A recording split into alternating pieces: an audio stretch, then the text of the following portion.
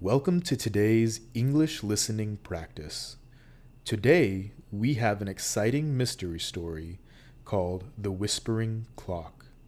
Listen carefully to the details because at the end of this story, there will be 5 comprehension questions to test your skills. Let's begin. The rain was hitting the windows of Blackwood Manor very hard. It was a cold Tuesday night in November. Inside the grand old house, everything was quiet. Blackwood Manor belonged to Mr. Arthur Blackwood, a very rich and unusual man who collected rare antiques. He lived alone, except for his loyal butler, Mr. Vance, and his personal chef, Miss Clara. On this specific night, there was one more person in the house, a young detective named Inspector Thomas. Inspector Thomas was standing in the main hallway. He was looking at a massive, golden grandfather clock. The clock was beautiful, but it was broken. The glass front was smashed, and the golden hands were stopped at exactly 10:15. More importantly, the most valuable diamond in the world, the midnight star, was gone. Mr. Blackwood always hid the diamond inside a secret compartment in this clock. Now the compartment was open, and it was completely empty. Mr. Blackwood sat in a large leather chair nearby, looking very pale and angry. "Inspector, you must find my diamond," he shouted. "It's worth millions of dollars. I checked the clock at 10 p.m., but the diamond was safe inside. Then I went to my study to read a book. At 10:30 p.m., I heard a loud crash. I ran out here and found the glass broken and the diamond stolen." Inspector Thomas nodded slowly. He looked closely at the floor. There were no muddy footprints, which was very strange because it was raining heavily outside. This meant the thief was likely already inside the house.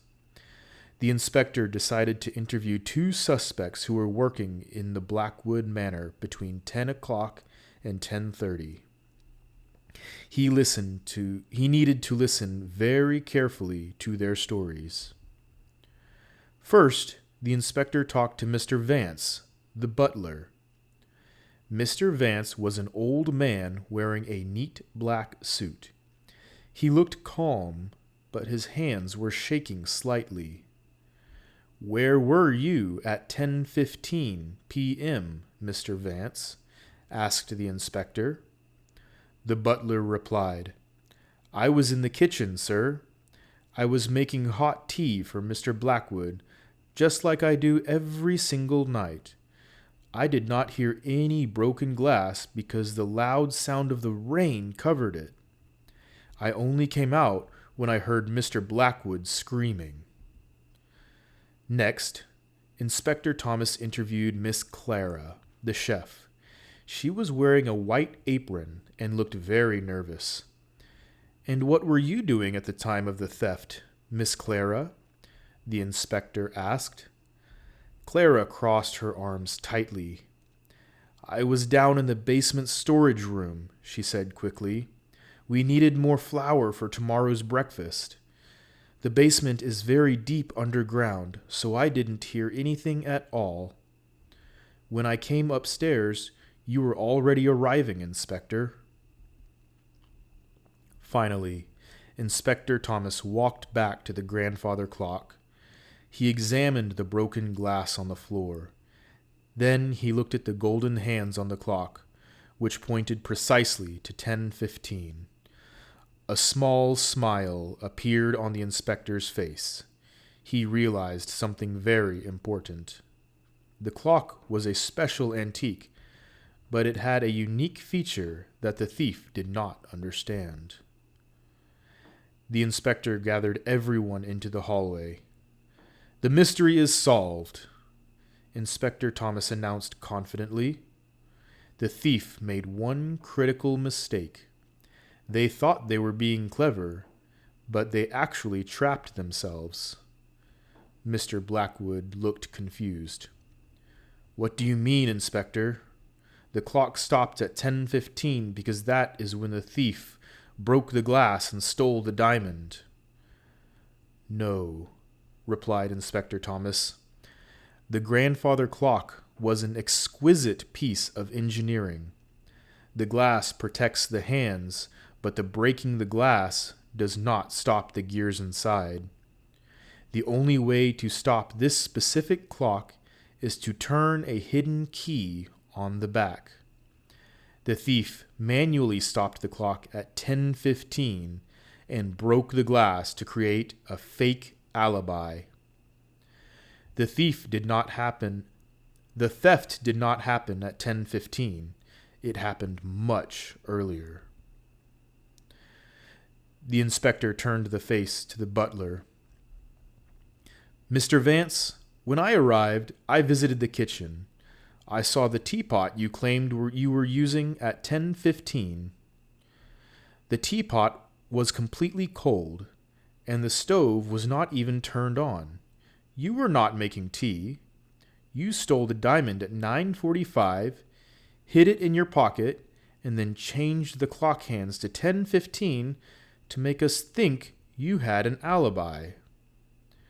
Mr. Vance's face turned completely white. He opened his mouth to argue, but no words came out. He slowly reached into his jacket pocket and pulled out the brilliant midnight star diamond. He handed it over to the inspector and whispered, I'm sorry.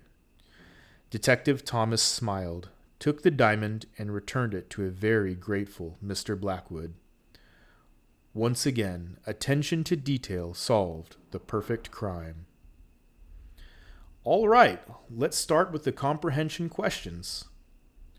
What was the name of the valuable diamond that was stolen from the grandfather clock? What was the name of the valuable diamond that was stolen from the grandfather clock? The diamond was called the Midnight Star. Why did the inspector immediately believe the thief was someone inside the house rather than an outside intruder?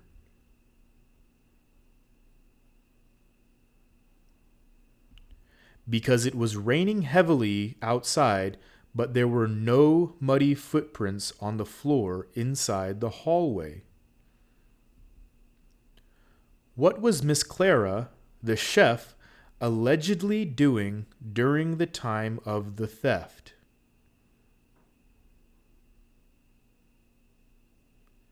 She claimed she was down in the basement storage room looking for flour for the next day's breakfast. What was the critical mistake the thief made regarding the grandfather clock?